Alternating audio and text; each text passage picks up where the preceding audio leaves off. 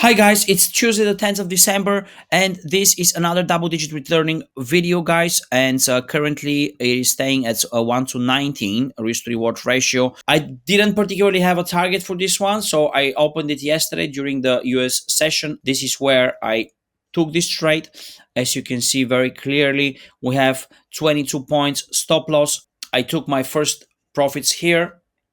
It's a break even, and then very relaxing run of the rest of the trade, guys. As you can see here, I'm dating the community. This was from yesterday, this is from today already, and this morning I was up to 1 to 15 risk to reward ratio. Currently the price is slightly lower than that.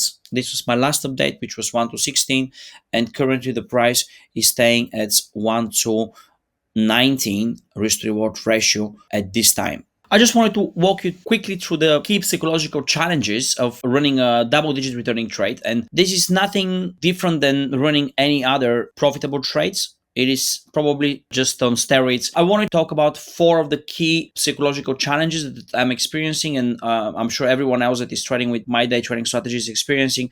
So under the first one, we have four key psychological challenges. The first one, I would define it as probably fear of losing profits. And this is also known as loss aversion. Daniel Kahneman won the Nobel Prize for that. If you haven't heard about loss aversion, guys, I have it in some of my older videos, but you can also Google it up. So basically, what happens here is that traders are often closing trades prematurely to lock in profits. In general, they're fearing that the market might reverse. That's the major reason why they're fearful to the trades run for a little bit longer. This is linked to the emotional pain of seeing unrealized gains vanish. Under number two, I would put greed and overconfidence. This is nothing else but a profitable trade might basically tempt traders to hold on indefinitely, hoping to achieve even greater returns, sometimes ignoring the signals of an impending reversal. So that basically is a very dangerous territory. This is the opposite of the fear of losing profit. So you need to be careful. Trading is almost like playing with a pendulum, so you need to kind of find your middle grounds. My edge stands in using timestamps together with my day trading strategy. For you, it might be something else. So you need to find this middle ground, something that actually keeps you very objective, no matter what the market environment is. And what's one of the major challenges that traders are facing is when the market environment changes, their whole perception also changes. So you need to have something very solid. You need to have a trading edge to keep you away from those two extremities. Then under number three, I would put impatience and lack of discipline. A lot of new traders, a lot of experienced traders are going through those stages. This is not something new that I'm telling you here. So staying with a trade usually requires tremendous amounts of patience and adherence to a well-defined trading plan.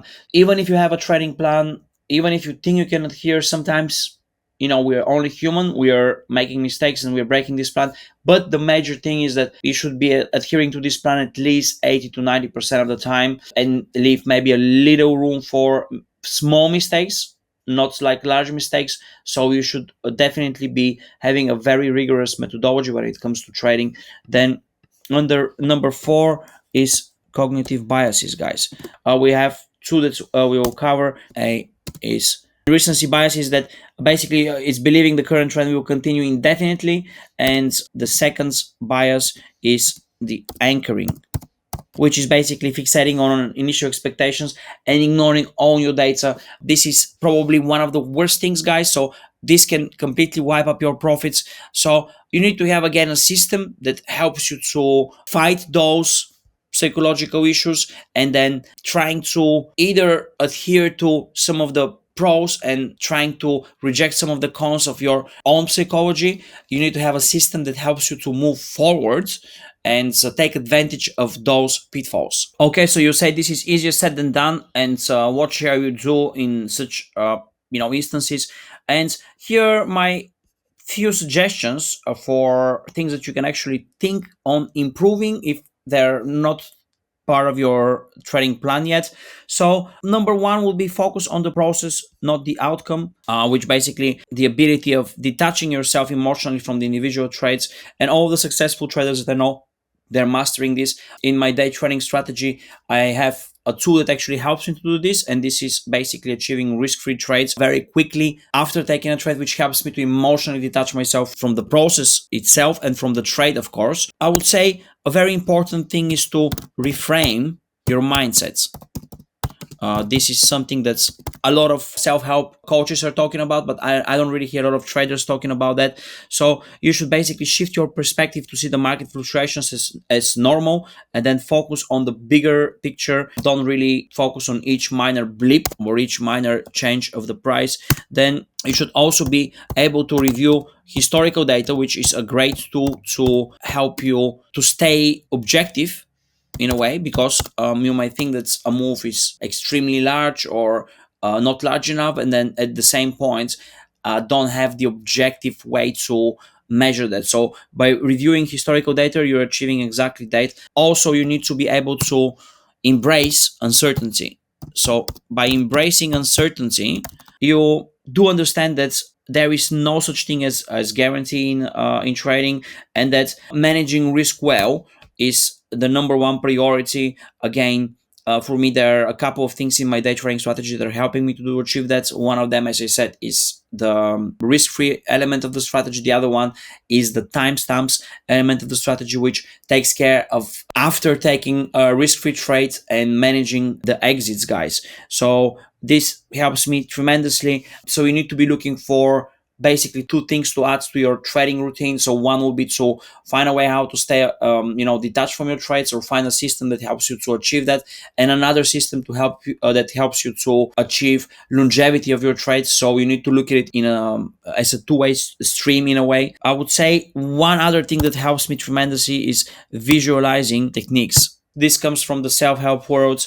This is kind of a meditation. You're trying to visualize staying calm and focused while holding a trade. So this helps tremendously with your calmness and staying cool during the ups and downs of the trading process. Then the last one will be reduce screen time, and this is something that I talk and teach about to my day trading students, and this is something I wanted to mention to you about as well. So I don't trade more than 15 to 30 minutes per day. This is the total amount of time I'm trading, and this is about day trading. So with my day trading strategy, I don't stay in front of the screens for longer than 30 minutes, and I think that this is probably the upper limit that you should be doing as well.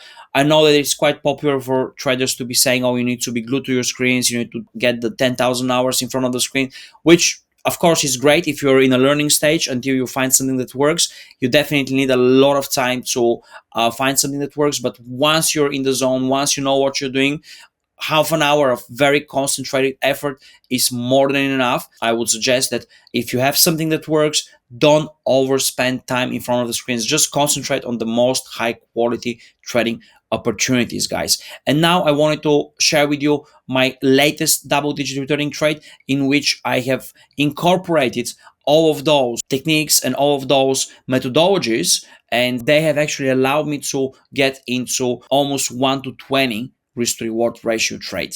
Let's have a look, guys. All right, guys. So I think I'll be closing this trade here. It has reached 1 to 18 risk to reward ratio, and I think it's definitely enough for me. We're reaching a saturation point, so I'll be just closing these trades, and trade has been closed.